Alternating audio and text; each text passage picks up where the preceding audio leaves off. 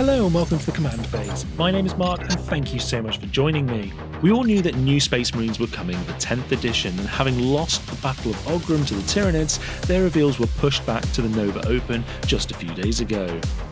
With some unexpected new additions and information announced for Space Marine players, it certainly amped up the excitement about their upcoming 10th edition release. But let's not waste any more time here and let's get stuck in. First up, we have some information about the upcoming Codex. It contains a massive 93 datasheets, which is slimmed down by 30 and a fair chunk of the index removed, with many going to Legends or not having a current model. It will also contain 7 detachments for you to choose from, containing 7 distinct styles of play, unique sets of enhancements, stratagems and detachment rules. 6 of these will bear a distinct resemblance to the favoured doctrines of specific first founding chapters: the Ultramarines, Imperial Fists, Iron Hands, Salamanders, Raven Guard and White Scars. The most important thing to remember here is that you won't be limited by chapter or paint scheme, so play and paint your army however you want to. 2 of the detachments mentioned so far are the Stormlands Task Force, based on the White Scars, where you can load up on Outriders to unleash a lightning assault. The 7th detachment, named the 1st Company Task Force, represents the absolute elite of any given chapter, with the evocatively named detachment rule Extremist Level Threat. The Codex will also contain the Crusade Force for the army alongside all of the lore for the Adeptus Astartes in the Indomitus era. Speaking of First Company Task Forces, all those new Terminators probably need some power armoured pals to play with. This is a fantastic update to the command squads of previous editions, featuring a Space Marine Captain and his trusty Honour Guard. I did not expect this squad, and honestly the models look phenomenal. In-game, this functions as a unit of 4 formidable comrades: a Company Ancient, a Company Champion and 2 Company Veterans, led by a Captain. The kit has plenty of customizing for the whole retinue, plus lots of weapon options for outfitting your new captain. All in all, he has 3 head options, as well as weapon options including a master-crafted bolt rifle, a Neo-Volkite pistol, plasma pistol, plus a power weapon or power fist. He even gets an optional tabard and scabbard for his weapon.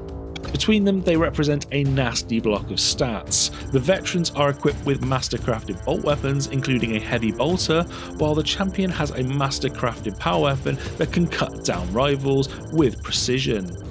Interestingly, it sounds like the Ancient's banner improves the objective control of the squad to help with claiming objectives, and as dedicated bodyguards, the whole squad penalises incoming wound rolls while there's a captain in their midst.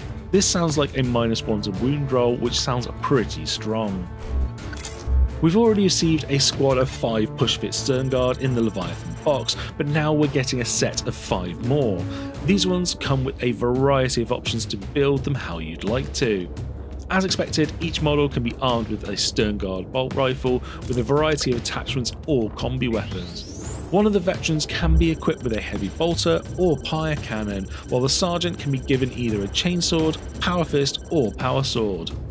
The best part of the kit is plenty of cosmetic options with sculpted shoulder pads, greave options, 8 helmets, 7 bare heads and plenty of accessories too. Loads to get stuck into and to build the squad how you'd like them. And for all of you that have collected Space Marines for a while, the return of back banners, which I'm all for. Next to the kits that were in the Leviathan box set, we have an upcoming squad of 5 multi-part Terminators with a whole bunch of extra options.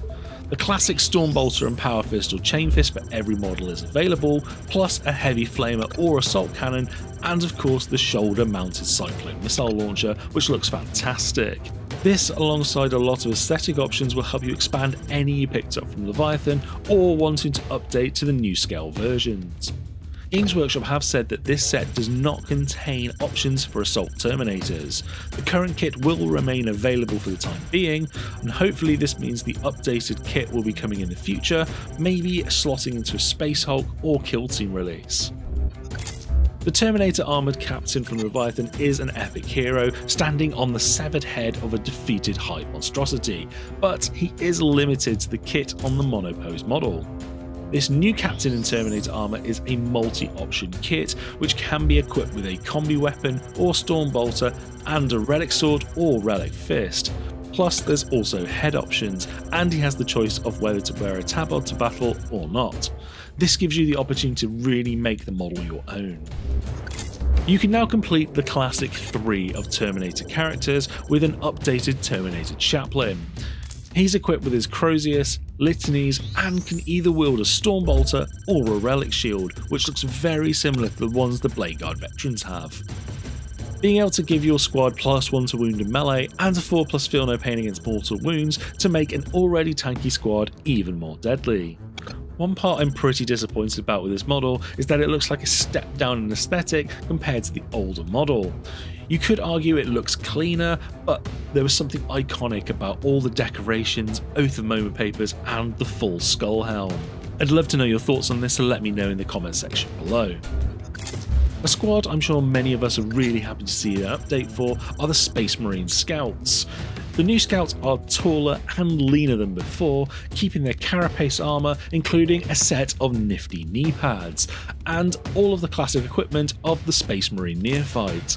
We've got everything from the classic bolt guns, Astartes shotguns, or pistols and combat knives for each of the models, with plenty of accessories and head options.